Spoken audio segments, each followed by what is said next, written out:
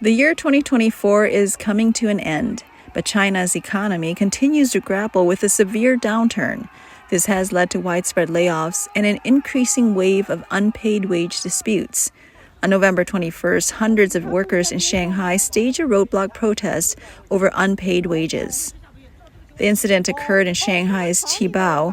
Workers from Shanghai Guali Car Zhenping Shijian Limited Company, which had been withholding wages for an extended period, protested on Humin Road. The workers blocked the road to demand their pay. Police later dispersed the crowd, arresting some protesters, causing significant traffic disruptions in the area.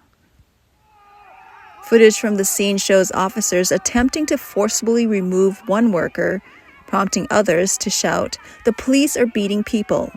The video ends with a group of workers surrounding the scene, shouting, "Go, go, go!" However, none appeared to intervene. Qibao, located in Shanghai's Minhang district, is a historic Jinnan water town with a history of 1,780 years. It lies just 18 kilometers from the city center. Online posts and images of the protests were quickly removed from Chinese social media platforms, with only Caixin, a relatively outspoken Chinese media outlet, reporting on the incident. According to Caixin, the protests occurred outside the Shanghai Guali headquarters. Workers dressed in white uniforms gathered to demand unpaid wages. Humin Road is a major route connecting Songjiang district to central Shanghai, with heavy traffic during the morning rush hour. Footage from the scene shows significant congestion in the inbound lanes of Humin Road. Police arrived at the site to disperse the workers. Guali reportedly began paying workers the city's minimum wage, 2,690 yuan, starting in March 2024. October wages remain unpaid, affecting over 2,000 employees. One worker said, "The company leadership refused to meet us, leaving us with no choice but to protest." Another worker, employed for 8 years, claimed management recently paid administrative staff but ignored frontline workers. Shanghai Guali, founded in 1996, specializes in leather car seat covers and has partnered with major automakers like SAIC Volkswagen and FAW Volkswagen. The company was once a top taxpayer in Shanghai's Minhang district. However, sources say the company began to decline in 2021 as the automotive industry shifted to integrated seats for electric vehicles, leaving Guali unable to secure new contracts. By early 2024, Guali had ceased operations at its Zhongchun Road factory, leaving employees with little work. Workers revealed that the company offered employees with over 3 years of service special severance packages, including 3 months' pay at the local minimum wage. However, workers criticized the proposal, noting that compensation was based on minimum wages rather than average earnings, and questioned the credibility of future employment offers tied to the agreement. The incident highlights growing tensions in China's automotive industry. Reports suggest that internal competition and a partnership breakdown, such as those between Guali and SAIC Volkswagen, may have contributed to the crisis.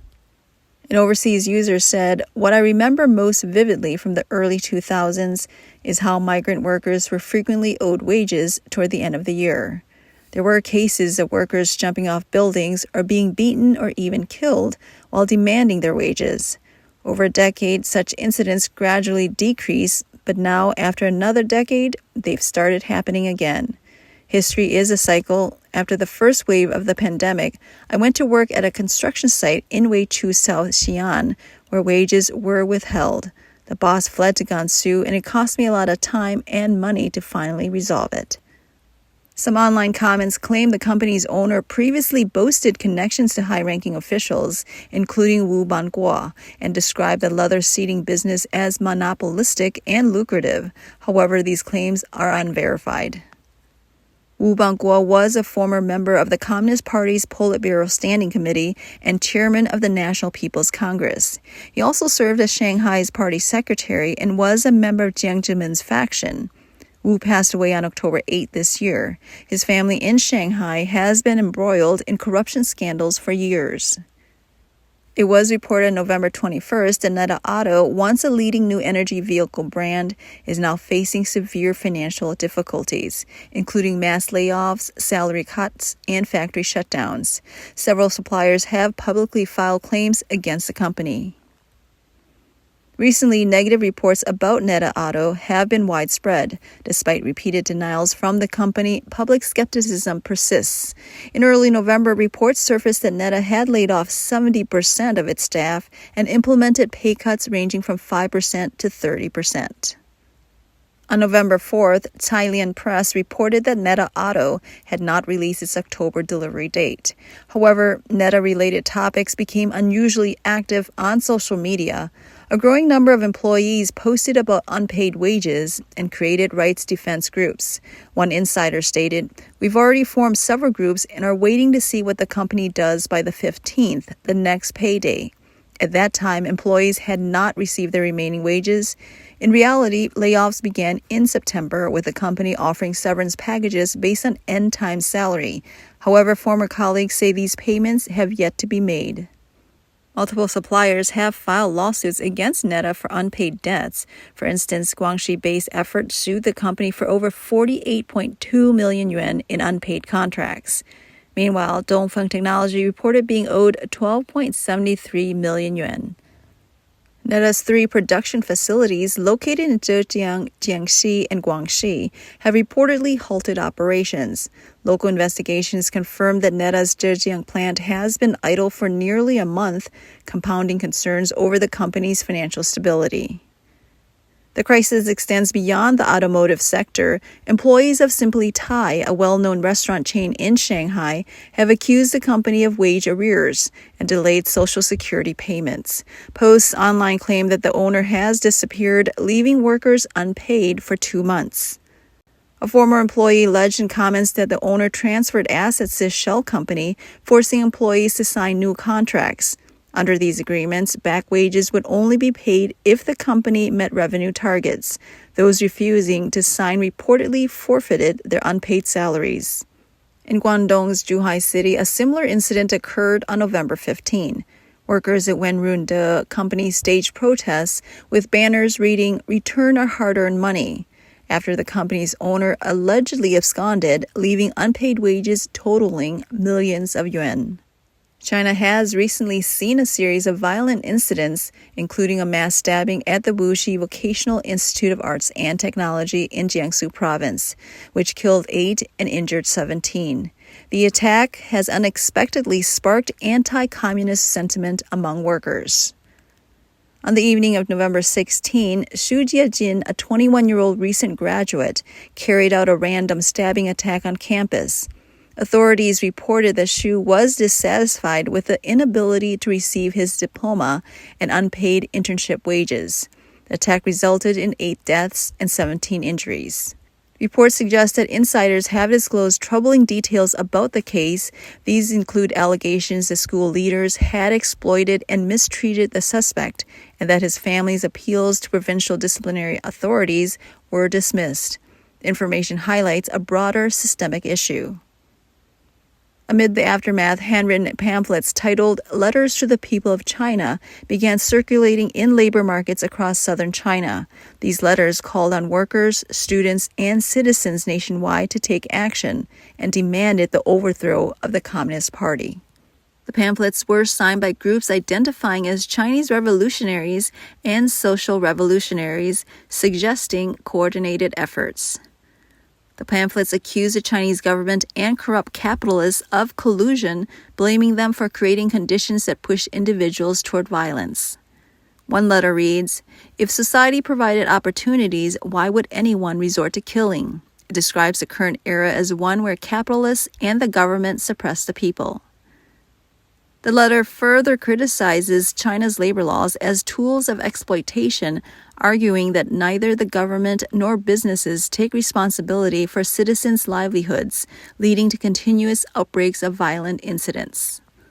Another pamphlet commemorating the victims of the Wuxi attack called for systemic change, stating, The way to honor them is to overthrow the system that indirectly caused their deaths. It urged citizens to rise and speak out, declaring Chinese workers are not weak or easily bullied.